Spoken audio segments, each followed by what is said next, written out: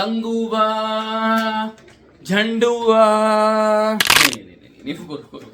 मैं कंगुवा देखकर आ गया हूं भाई, शिवा सर की डायरेक्शन में। मस्त मच एंटिसिपेटेड मूवी 2024 की भाई, बहुत टाइम से वेट था। सूर्या सर ने बहुत प्रमोशन करी थी, टीजर ट्रेलर को काफी बढ़िया रिस्पांस मिला था, बैकग्राउंड म्यूजिक पे काफी नजरें थी।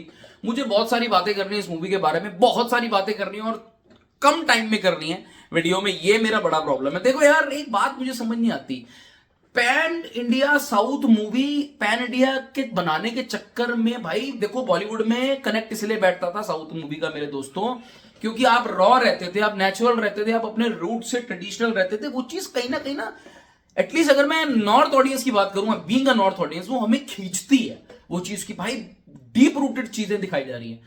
मगर पैन इंडिया बनाने के चक्कर में अपनी ही चीज को भूल के और कंटेंट को ओवर द टॉप क्रिंज बनाना, ये कहां की समझदारी है?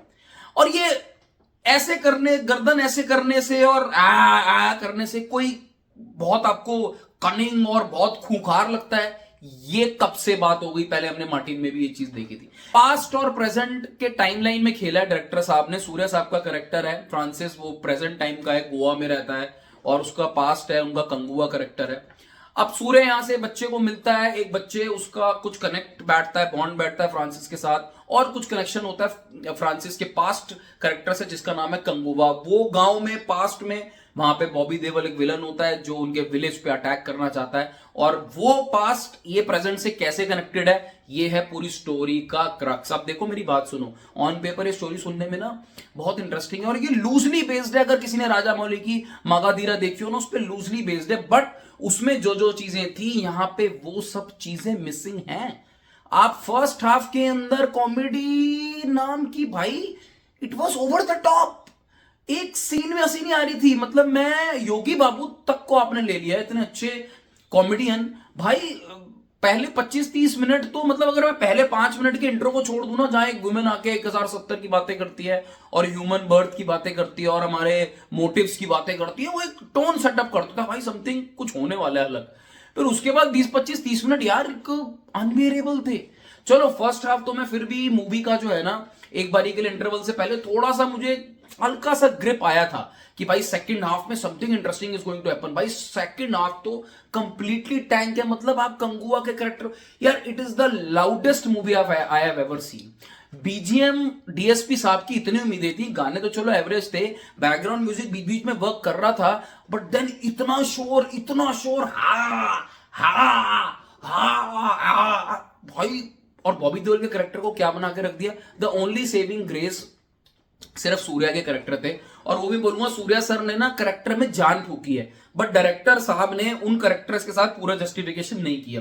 बिकॉज कंगुवा को कभी कुछ लग रहा है, उसके बाद सडनली वो एक सीन में जाके बॉडीज के ऊपर ऐसे कर रहे हैं, ऐसे ऐसे हाथ उठा रहे हैं, तो वो it was completely going over the top and kind of illogical. और वो बच्चे को बचाने वाला सीन, पानी से क्रोकोडाइल से वो फाइट, लास्ट में क्लाइमैक्स में छलांगे मार रहे हैं, और वो सब चीजें बहुत रेपिटेटिव लग रही थी, डिस्कनेक्टेड लग रहा था, इंपैक्टलेस लग रही थी। दिशा पटानी का कोई अता पता नहीं है। बॉबी देओल यार एनिमल की लेगेसी लेकर आ रहा है बंदा, यार उसको कहां रोक दिया।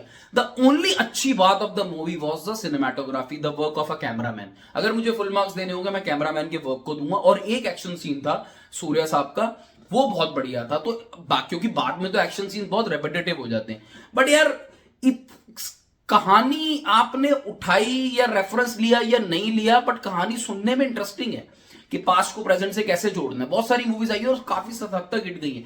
स्क्रीन प्ले जीरो था यार, इंटरेस्ट ही नहीं आ रहा था सेकंड हाफ में। मतलब ऐसा हो गया था कि यार ये कितना मोनोटोनस हो रहा है, कितना मोनोटोनस हो रहा है। मैं नेगेटिव नहीं बोलना चाहता हूं, क्योंकि मैं ये बात जानता हूं कि मूवी का जो बजट है ना अच्छा खासा है, तो आप थिएटर में जाओगे ना, आप बहुत ज्यादा एक्सपेक्टेशन से मत जाना, तो आप शायद बाहर आराम से अपना ठीक ठाक पॉपकॉर्न खाते हुए बाहर आ जाओगे। बिकॉज दिखने में विजुअली मूवी ग्रैंड है, विजुअली मैं इस मूवी को ग्रैंड बोल सकता हूं। बाकी तो भाई मूवी बहुत ही ज्यादा मेरे हिसाब से अंडर परफॉर्म करके गई है।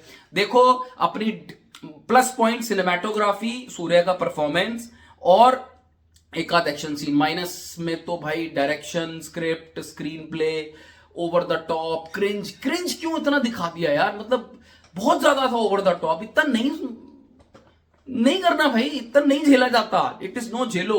और किसने बोला यार बार बार वो कि आप लास्ट में सेकंड पार्ट के लिए छोड़ो ही छोड़ो यार, हद हो गई यार। मतलब कितनी सारी मूवीज आ गई यार सेकंड पार्ट के, किसी का कैमियो दिखाते हो और पैसा दिखा देते हो और सेकंड पार्ट के लिए छोड़ देते हो यार। स्टोरी में दम रखो, उसमें कहानी में काम करो, चाहे एक पार्ट बना दो ना, ये कोई रूल थोड़ी बन गया आपकी सेकंड पार्ट ही बनाना है। एनीवेज टू कंक्लूड भाई देखो 2.5 स्टार मेरी तरफ से मिलेंगे मूवी को, सिर्फ आधा स्टार बढ़ा रहा हूं सूर्य सर के लिए। 2 स्टार मैंने दिए हैं वो सिनेमेटोग्राफी और बजट बजट देखने के लिए। बाकी भाई मूवी मेरे को तो डिसअपॉइंटिंग ही लगी ऑनेस्टली बताऊं। अपनी राय कमेंट सेक्शन पे ठोक देना। Take care, bye bye.